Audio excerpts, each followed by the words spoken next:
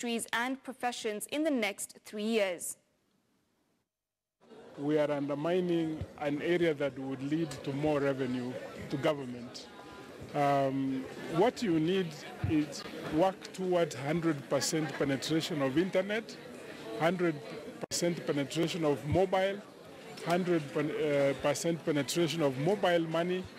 The reason being that your data analytics become much easier because you are able to track and trace the movement of money.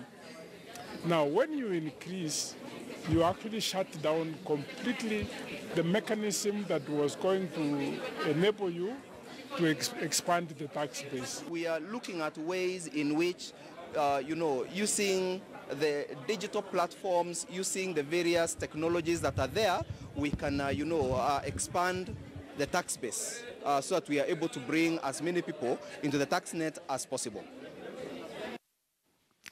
Well, our reporter Abubakar Abdullahi, of course, brings us more about the KRA tax summit that kicked off today. And Abubakar, what are they aiming to achieve with this summit and what is on the agenda for tomorrow? Well, good afternoon, Malika. The taxman in the fourth summit, of course, of the tax summit is aiming at ways of widening the tax base in the country.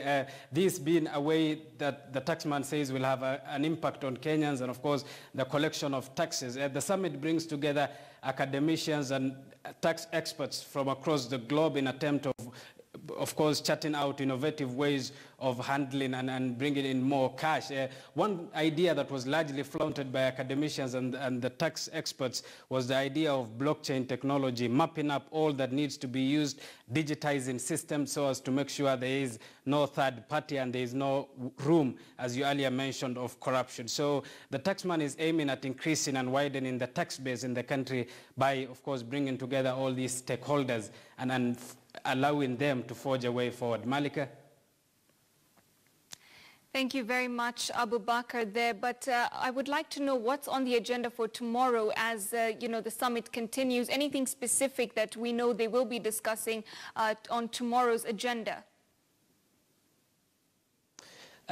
Two big stories tomorrow, of course, trade between two countries, be it in the African continent or even in the region, is top on the agenda. And how to tax, will it be taxed twice or one? I mean, the innovations included in that. But interesting enough also is what the taxman calls the informal sector. Remember, Malika, that the informal sector is the country's biggest employer as of now, a sector that the taxman decries has not been taxed enough. So it will be interesting to see what the innovations in regards to taxing the informal sector is. That is what informs, of course, the agenda of tomorrow.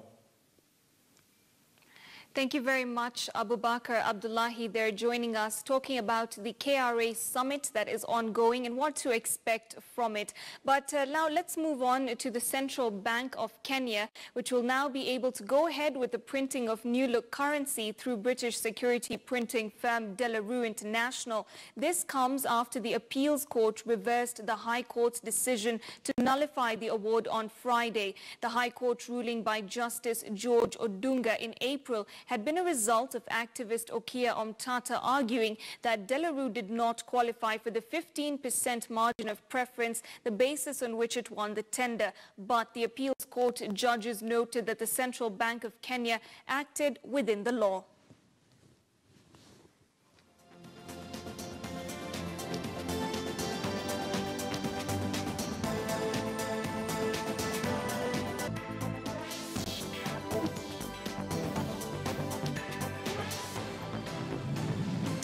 Well, now, digitization is allowing companies to outsource a number of their back-end functions, enabling